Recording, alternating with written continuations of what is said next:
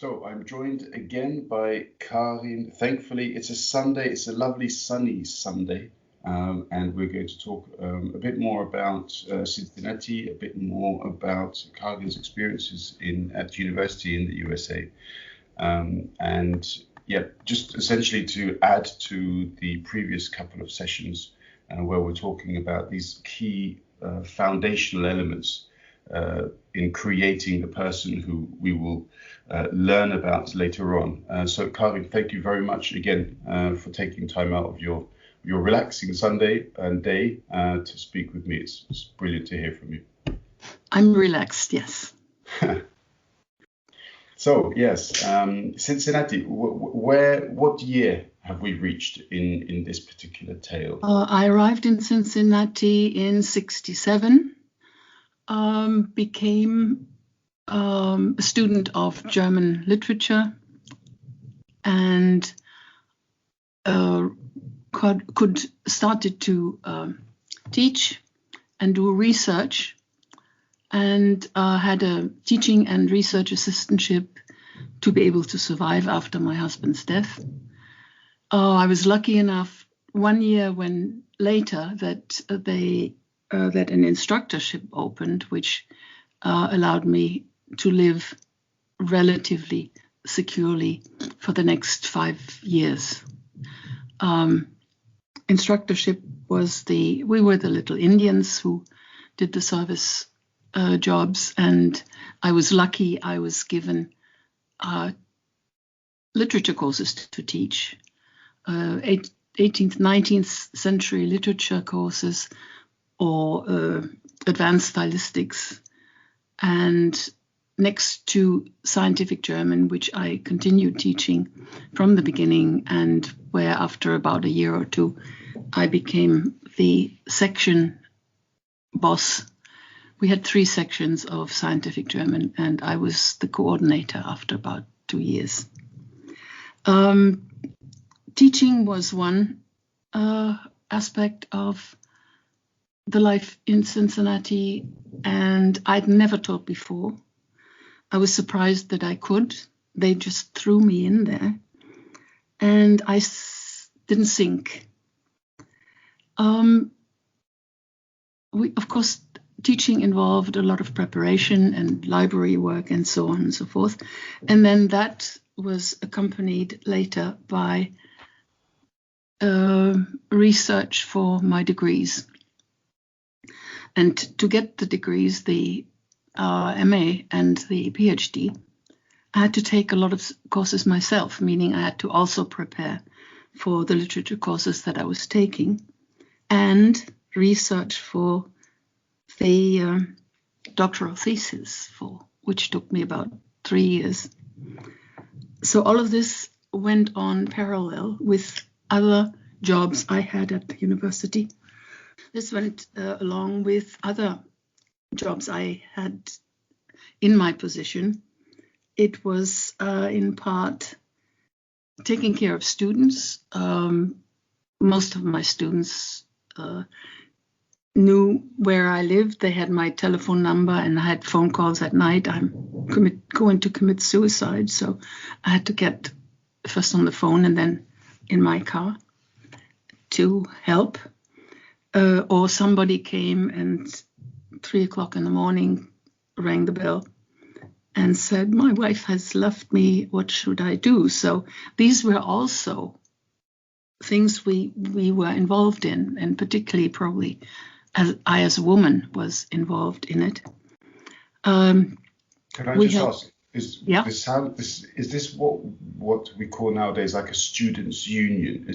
Did you represent the student representative body? No, this was my job as a teacher.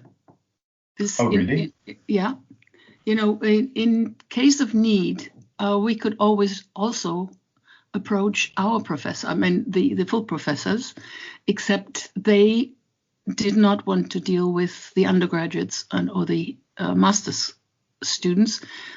With them, that was our job as instructors, because we were younger, we were closer in age to them, and we knew also where to get help.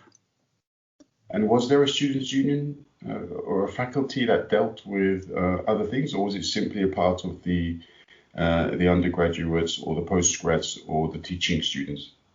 It was part of individual departments and the teachers and the students in that department. I'm sure that campus-wide there was a medical service for mental and physical aspects of student life or of life as such. But I was talking about what I had personally experienced. And these were the most dramatic things was the suicide attempt. The others were relatively normal. I also had students come in and trying to be missionaries, because that was the time of the Jesus Lives movement, the first one. And in the end, I think I had 7 Bibles, which had been brought in by students, trying to bring me into the fold of these organizations, which of course failed. On top of everything else, I was faculty advisor for two interdisciplinary programs. One was the general, and one was the specific business option. We were fighting, as I said, for students of languages, and so the business department and the engineering department with the language departments came up with an idea of joining these two forces, and I was in charge of the business program. Either you studied business as a major and German as a minor, or vice versa, and you got a degree in either general business or international business. These guys and girls went after their degree, in many cases, to Germany for about a year and worked and studied there, which was based also on a program we had for undergraduates, a work-study program in Germany. But I was not involved in that.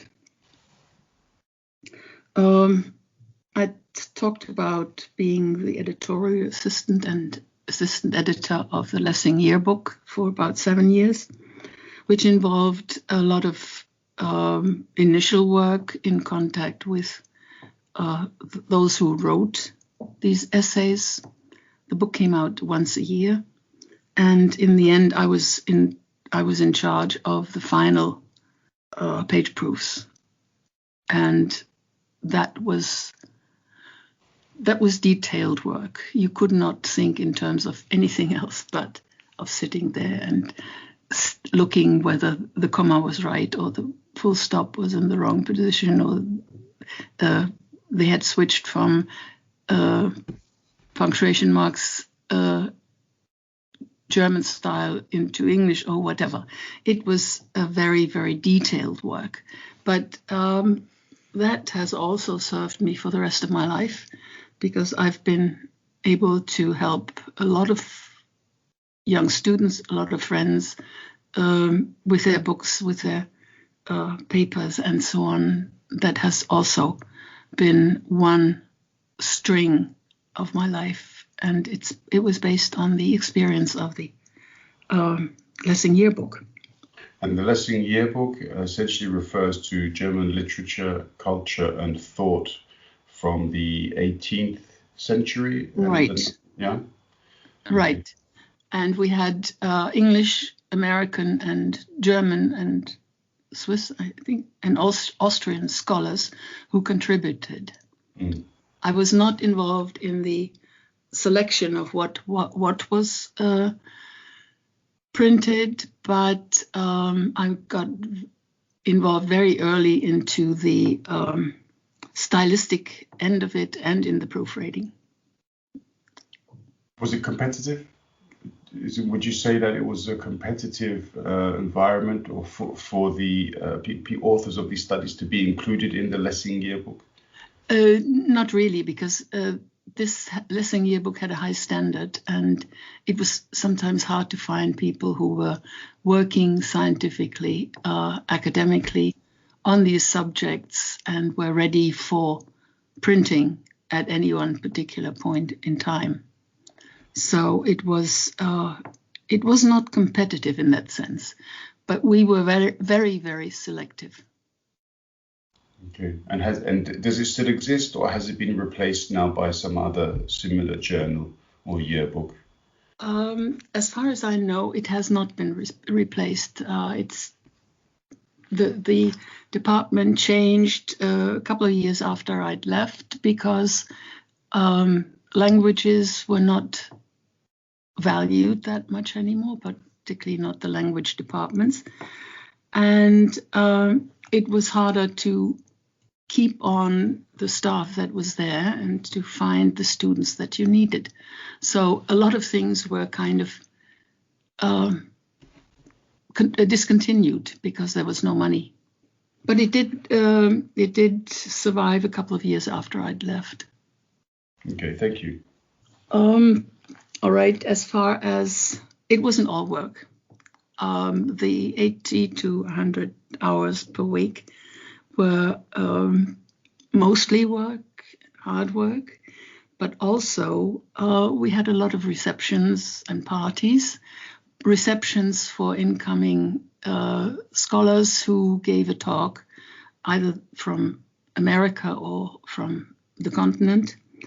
And everybody who came, of course, got a reception and was introduced to the faculty and the students. And again, there were not too many who had the time or inclination to have 50 or 60 people from one day to the other in their home and serve them something to eat and to drink, and give them time to get to know one another and converse and make plans for future cooperation. So I was lucky. My apartment was big enough to hold 50 to 60 people standing, and my students knew me well enough because I invited them once every semester. Every class got to visit me and be served German food and German drinks, wine. So they very, very happily helped me prepare for such receptions. Once I had, it was my duty to plan this party, and they lugged in food. We prepared the food. They lugged in wine. They lugged in whatever, and helped me clean up afterwards. But we had 3 or 4 or 5 hours of good discussions with the incoming guest and with our faculty members and with the students, and that was very, very important to me, and it made the whole thing human. It was not a cold academic sphere as in some German universities, where I think I only saw the inside of one professor's house, nobody else. They even, I didn't see them outside of class. In America, you see them, you communicate with them, you can rely on them. If you have problems with a semester paper, you can call them. And of course, not everybody is being called because people are afraid of or resentful because they don't like the people.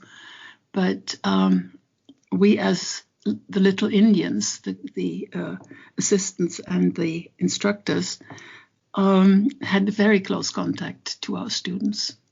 So that was not just an experience, this was life teaching.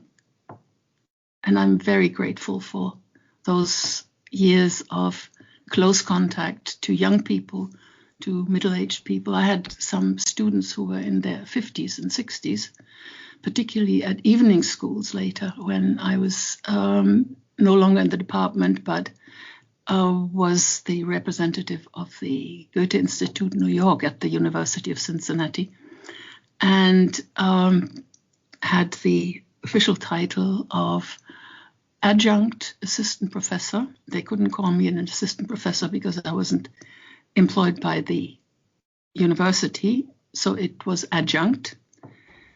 And the courses I was teaching then were evening courses for business people or for people who wanted special attention or special courses. I even taught one course at the General Electric main office to scientists and secretaries who were looking into buying a special kind of nuclear plant in Germany.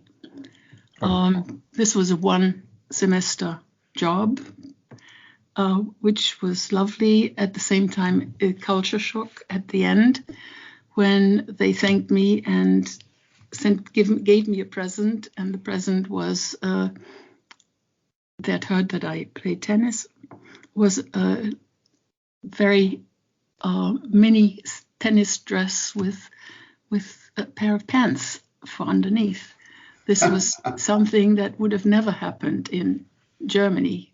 So all of these things are part of my dealings now. I do not abide by rules of you cannot do anything that I think is feasible and may help and may give pleasure to somebody. I do. I'm not restricted by too many conventions. And the people at GE, were there many women in the crowd or many non-white men? It was all white. It was a group of 15 people. Technicians and engineers and two secretaries, and the two secretaries were women. It was, as everywhere, it was heavily male-oriented, as was the university in one way or another. Although it was being broken up, there was a strong women's rights group in the administration of the University of Cincinnati, and the faculty members and the students of all departments joined in with the administrative groups to further women being involved in all parts of the university, not just as secretaries, but also as teachers, as professors, as researchers. The German department had in the faculty, in the teaching part of the department, 3 women out of 18. So good? Would you consider that good? Would you consider that as being good at the time? No. Okay. No.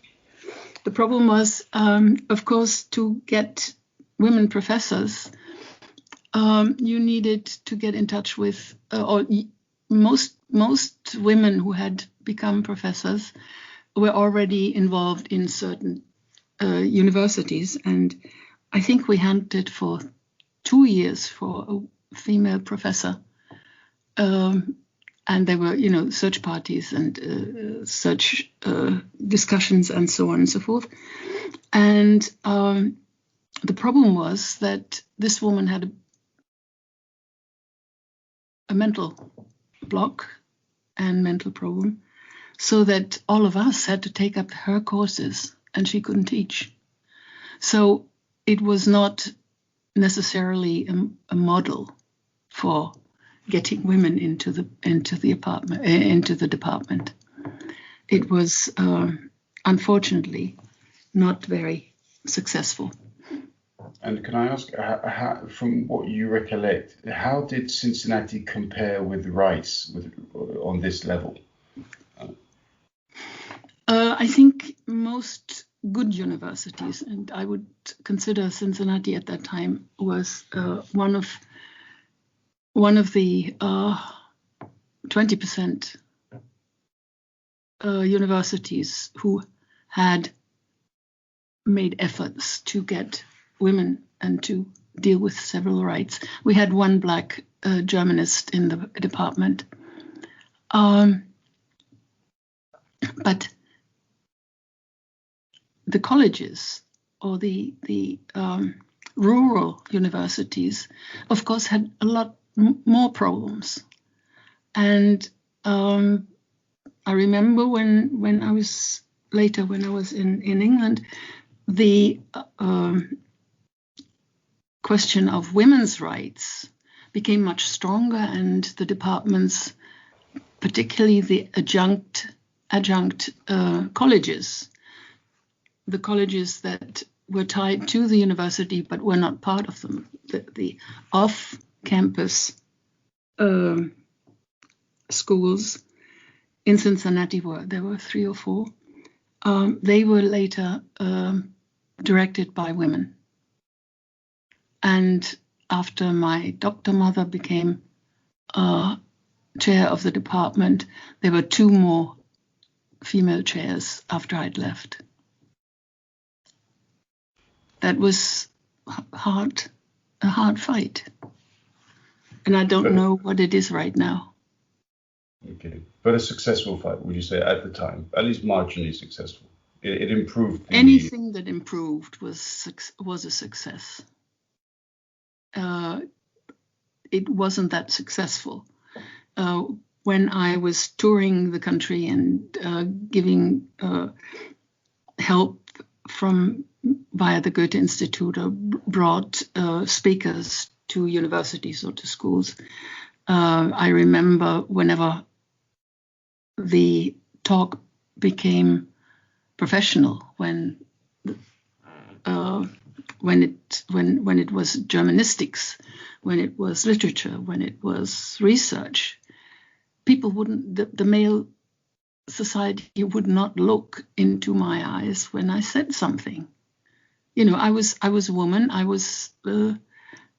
You didn't have to really take into account what I was saying. But this happened all over the world. I remember a German friend, a dear friend, who had told me, when I was in London, your ex-husband said this and that and the other, and it was critical. And I had said it. He couldn't think of a woman having that kind of critical input into a conversation. And this was very true in America as well. So your friend was quoting your husband when he was quoting you. He was quoting me, putting it into my husband's mouth. Yeah. Okay, that's fascinating. I mean, if even friends do it, then it tells you that this was, it's the severest form of brainwashing, essentially. Right. He didn't realize it, and I think most of the professors didn't realize that they didn't look at the women when they were talking. They looked at the women as women when they had turned around, but when they were supposed to look into their eyes, when they said something academic or with regard to the subject that they were working on, there was hardly any eye contact, which was strange, which was very strange. I can only empathize, because this is something that I never experienced clearly. But I can't imagine how I would react if this had happened to me on any single occasion. And clearly you're saying that this is something that was a regular occurrence, and not just for you, but for most women in these professional academic So you didn't react anymore. You were so tired of it that you turned around and talked to the women. I would have exploded. I don't know how you had the patience to be able to That's the lead difference. such a slow and gentle revolution as you did. That's the difference between the male and the female way of opposing something, because we were not taught that we could be critical. We did not experience that we were listened to. So basically, you resign yourself to the fact, to some degree, that they won't look into your eyes. They won't take you seriously in terms of your special subject. Yeah, please don't forget where you are exactly in your tale, because but I want to ask you another question. So recently, I heard a female investor, a very successful senior executive of American, and she said a part of the success that she had included and involved when being successful and in companies as a senior executive. Essentially, she was forced in many ways to act almost like a male. Yes. And it was this action which allowed her to be successful in her career. And she said herself, that is wrong. Yes. Yes. So I just want your thoughts on that. But this is true in all Western countries. I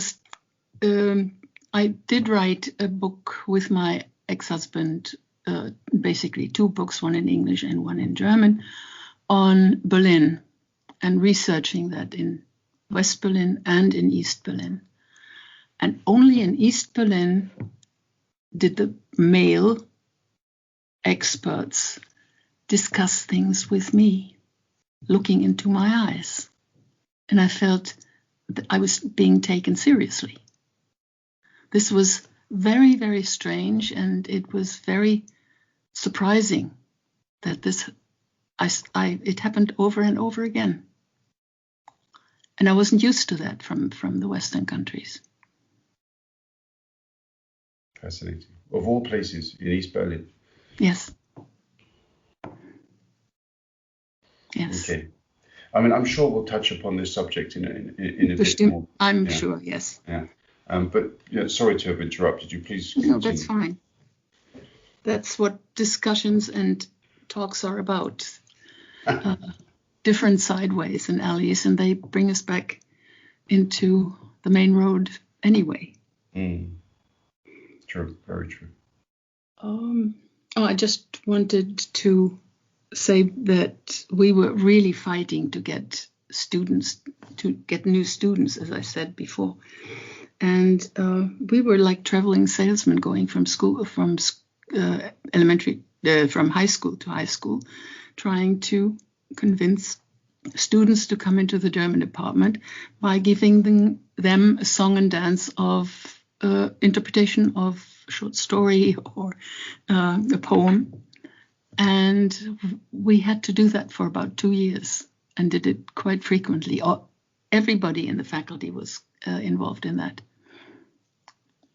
So the fight for students started to become very, very strong just before I left. And I left in 77.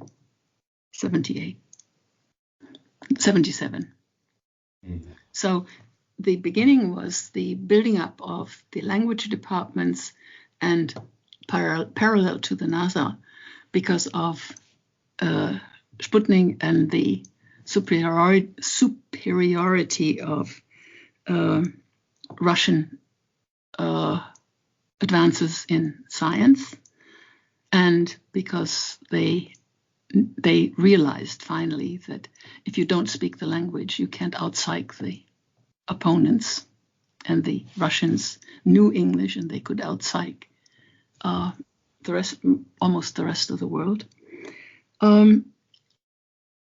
That was over toward the end of the 70s. from the mid-70s on, that boom was inflated and kind of collapsed within itself. And the rest of what I heard from my friends later was that our involvement of wanting to get the best for the students and going all out, not counting the hours that we spent, was at an end, that our successors looked at the clock or the watch and said, okay, my time's over. 40, 50 hours is more than enough. I'm not being paid for it, so I won't do it. We were the generation of the boom, and we reacted by being very serious of servicing that which we thought was important. Above financial benefit, of course. Yes, yeah. There was not a penny more in any pocket after having spent so many hours. In fact, even with the instructorship and almost 10 years of experience at an American university, I was paid less than a first-year elementary school teacher in Germany. Wow. And America was more expensive. And isn't it strange that the adverse sort of realities that can exist in those days, I think that the gap between the rich and poor was far closer than it is today. Yes. And this is around the time where people decided for themselves, if they're not going to pay me, I'm not going to work anymore. Yes. And so therefore, perhaps it's possible to say that attaching a purely financial benefit to work, maybe that increased the development of this gap. Maybe not. Who could say? It's just pure conjecture, but the gap was larger. The gap was much larger in America than it was in Germany, for instance. It probably still is, I imagine. And yet still the gap exists. The gender pay gap still exists as well, yes, of course. Yes. And that's probably the same in most places too. So there's still so much to be done. Yes. Yeah. But it varies according to the history in those countries.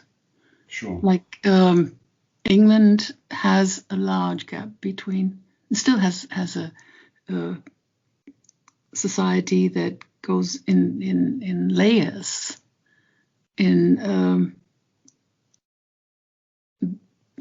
It's not you cannot move from one layer of society to an upper one very easily. No. You can do that in Germany, yes. You could do it in America occasionally, but America didn't have a large middle class, and Britain didn't have a large middle class either. Germany was almost, after the war, was almost all middle class. Mm. So it was much less friction there. No. I mean, the middle classes in the UK, I believe, grew under Thatcherism in the 80s and continued to grow into the 90s. I think it's only recently, these last few years, that the size of the middle class has begun to shrink. And it's only the last year or so that the life expectancy has, for the first time, gone down as well in some Western countries. But again, that's a different argument as well. Right. Yeah. Okay. All right. So your essentially your activities to gather and attract students above and beyond in your 80 to 100 hour weeks that you used to put in, I can only imagine was quite successful. But that which became less successful after you left, as people. Well, not because I wasn't there anymore, but because times were changing. Sure. So I was lucky again. I was in the boom, not in the bust years, and in a way, I was very happy working that hard because it was successful. You didn't have any pain in spending so many hours when you saw the smiling faces and the contact and the live society between people in academia. Yeah. I was doing something I like to do, and if you like something, you don't mind working very hard. Yeah, you said something similar, I think, in our first session when we were talking about English, and you said that when you like something, you learn it very well and very quickly. Okay. And do you remember when we were talking? I asked you why Yes. your English was so good. Yeah. But what's also fascinating is that recently I've spoken with some of my other students, and I asked them, "Oh, how are you under these lockdown scenario?" And they say, "Oh, yeah, not great because I don't know why I'm doing what I'm doing." And so when you say there that you were happy to put in those extra hours because the result essentially you could see it was in the smiles of the people you worked with, that in itself was almost reward enough for the extra effort that you put in. Absolutely. Yes. Plus, the most rewarding thing was that we were all friends. We worked as friends. There was no competition between professors and instructors or assistants or between students. We were a group of friends who were working toward the same goal. And that was literature in that particular time. And in a way, the love for literature stayed with me, of course. And the knowledge of what you have to do to research, to find out, to deal with people, of course, was the groundwork was laid there. And sometimes in itself, reading the literature that you have, you learn so much about society and humanity. It's not simply about reading a damn good book, but there are also lessons Absolutely. to be learned within it. Much of my history, understanding of history, comes through literature, because we had very bad history teachers. And since I wasn't studying literature in Germany, I never had that much interest in history until I came to the States. And all of that kind of came together with the politicization, with the understanding of history, while learning how to deal with literature and, in a way, how to not write it, because I wrote very little fictional things. I'm more of an essayist or feuilletonist. So I learned everything I did there. I learned for life. Yeah, I could imagine, actually. By 75, I finally was presenting my dissertation. It was on Novalis and a subject which combined natural history, natural science, and poetry. And again, literature, science, poetry were three of the strings that I'd been interested in all my life. And once I finished, as I said, I was not employable by the University of Cincinnati anymore, except my doctor mother, my supervisor, had gotten the okay for a job at the University of Cincinnati for a representative of the Goethe House, New York. The Goethe House paid my salary. The university gave me a room and a little money for pens and papers. And I then started working, dealing with questions on Germany by schools and colleges, and starting evening classes for professional people. The course at General Electric was also under the umbrella of the Goethe Institute, or my Goethe Institute position, or kind of guiding visitors from Germany through the universities and colleges. And another thing was we sometimes had groups of students or journalists come into the University of Cincinnati, and I was in charge of finding ways of teaching them, preparing them for a trip to Germany or a stay in Germany. And the most vivid memory I have is of a group of journalists who came from every part of America, from Northern America, and they went into Germany for a time to study and to work. So I organized and I taught myself quite a number of courses on German literature, on German life, on German social setups, on legal system, economic system, and so on and so forth, and language to prepare them for that 1 year in Germany. And that again was fun. That also. And these are students of journalism. Sorry to interrupt. These are students of journalism. Yes, some of them had already worked as journalists and had gone back to school, but most of them were, I would say they had almost their masters in journalism. They were not 18 or 19; they were 25 or older. Okay, and how would you describe Germany of the late 70s then? Because in the UK, the late 70s was, I think, economically and socially a very difficult time. There was the winter of discontent. There was the 3-day week. It was the Labour and Conservative governments had consecutively had problems with the trade unions. Whereas in Germany, it was a bit better, wasn't it? It was a bit better, and I could really give them an overall picture. I didn't have to particularly speak of here and now, but give them a background in what also of the time I still experienced in Germany. And of course, I did a lot of research what had happened in Germany. I had my contacts in Germany that had continued. So it was an overall picture. It was not that much of a picture of society then and there.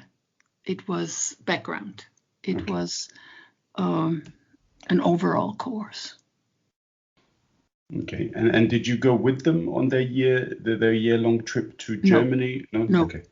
I had them at Cincinnati for about 4 weeks, and as I said, I'd gotten some history teachers to teach something about German history, and I did the political and the legal and everything I could provide. I had to provide because, again, we didn't have the money to pay anybody except I was salaried, so I had to do it. And reflecting, how much? So you said Goethe House, but it's essentially a part of the Goethe Institute. Is that the Goethe Institute has different Goethe houses, and in America you have Boston, you have New York, you have a couple of on the West Coast. The center of America was not really covered, so they were eager to find somebody who had German and American experiences at universities, which I did, or at least that was the way my friend convinced them to take me.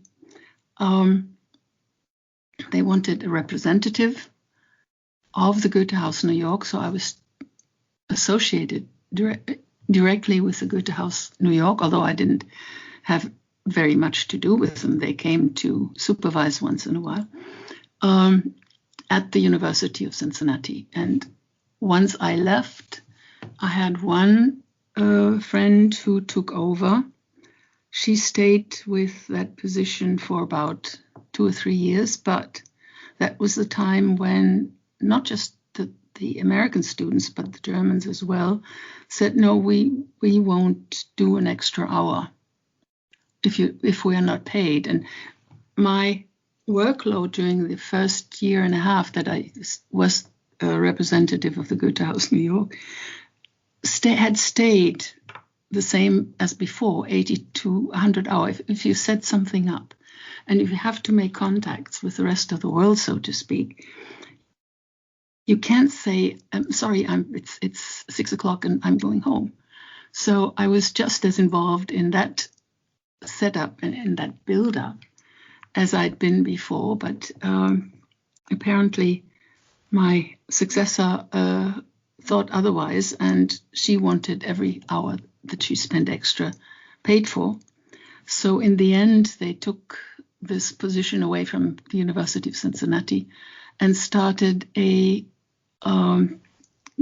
small Goethe Institute in the city of Cincinnati with 2 people who came from Germany, which was, of course, much more expensive than what had been there before. But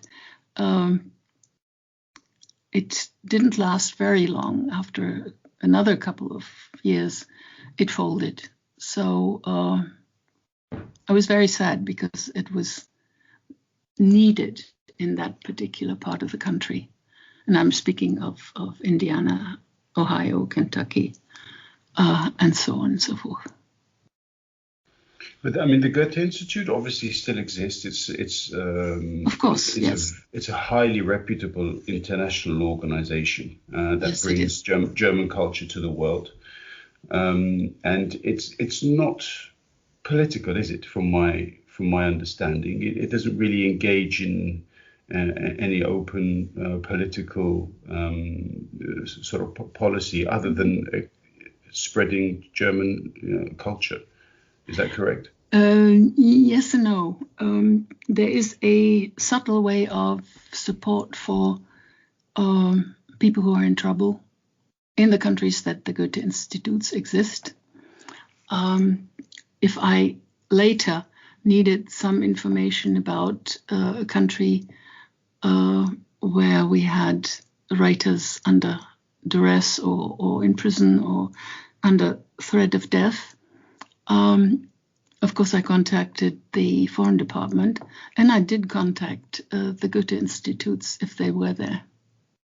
Okay, to get they information.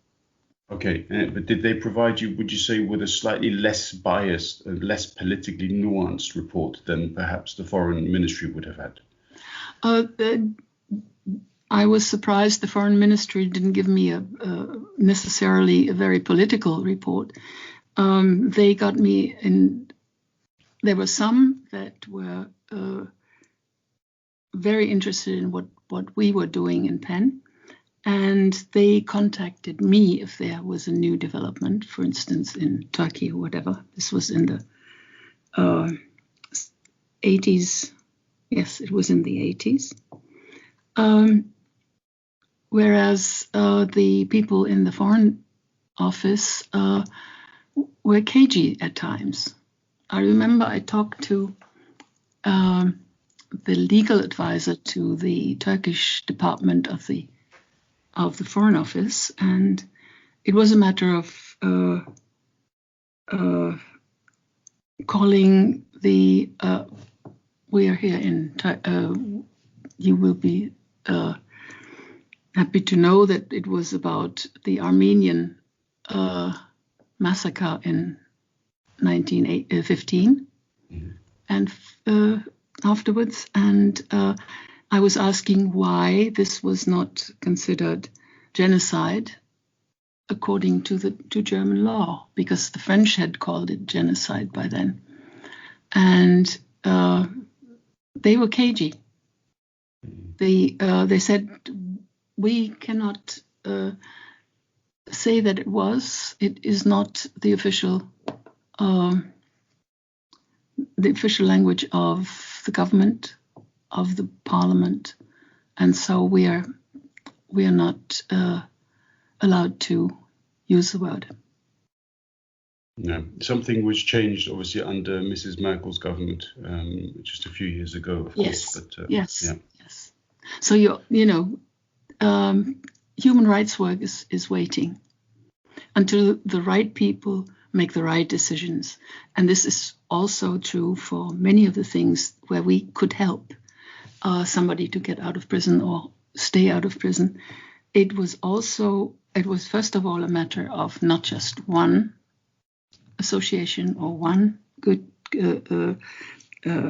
PEN Writers in Prison committee, but it was a matter of everybody pulling together, the Human Rights Watch, Amnesty, PEN, the political end.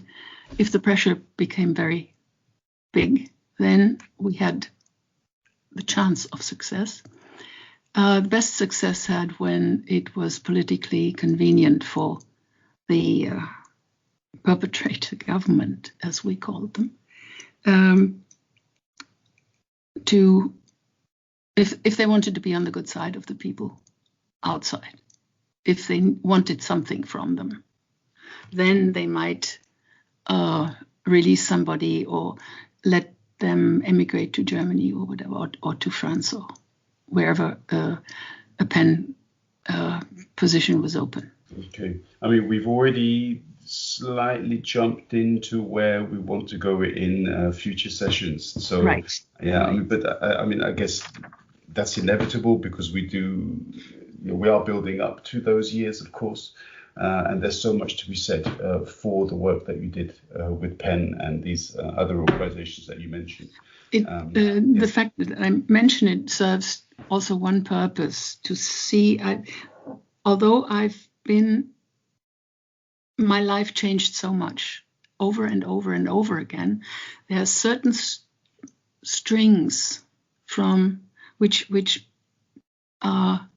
accompanied me from beginning to the end, which culminated, of course, in the last years when I was back in Germany and could bank on everything that I'd ever done. And for that, I'm extremely grateful. So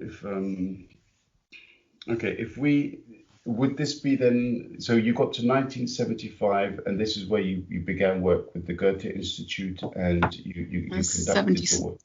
70s. We got in through 77.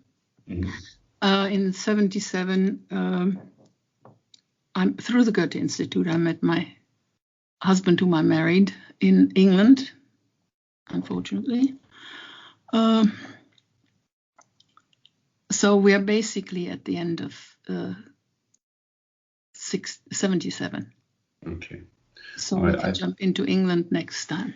Yes, absolutely. This is exactly what I wanted to say, because that's a very, very good place to put an end to the session, because I'd like to focus quite a bit, if possible, on the UK, maybe because I'm more familiar with it than Cincinnati, though that doesn't make one particularly more interesting than the other, but both equally. So I'd love to be able to begin the next show or session with your initial experiences in the UK, and then that will lead us inexorably towards PEN, which is obviously a very, very big destination that looms large on the horizon.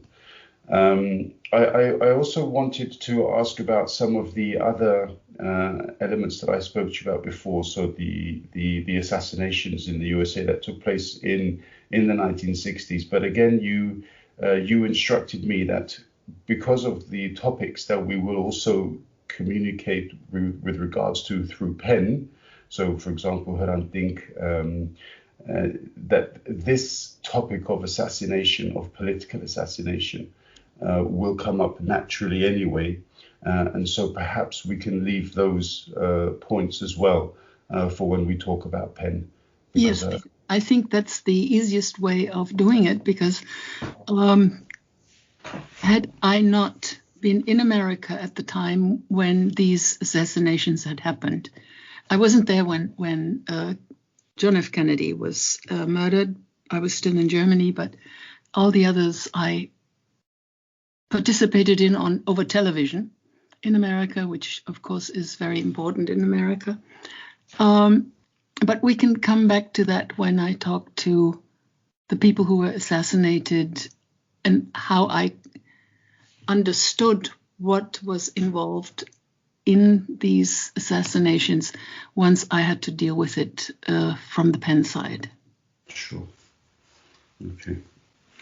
All right, then, Karin, thank you very much again. A fascinating session, which ends almost as soon as it began. Essentially, this is another hour which has just flown by.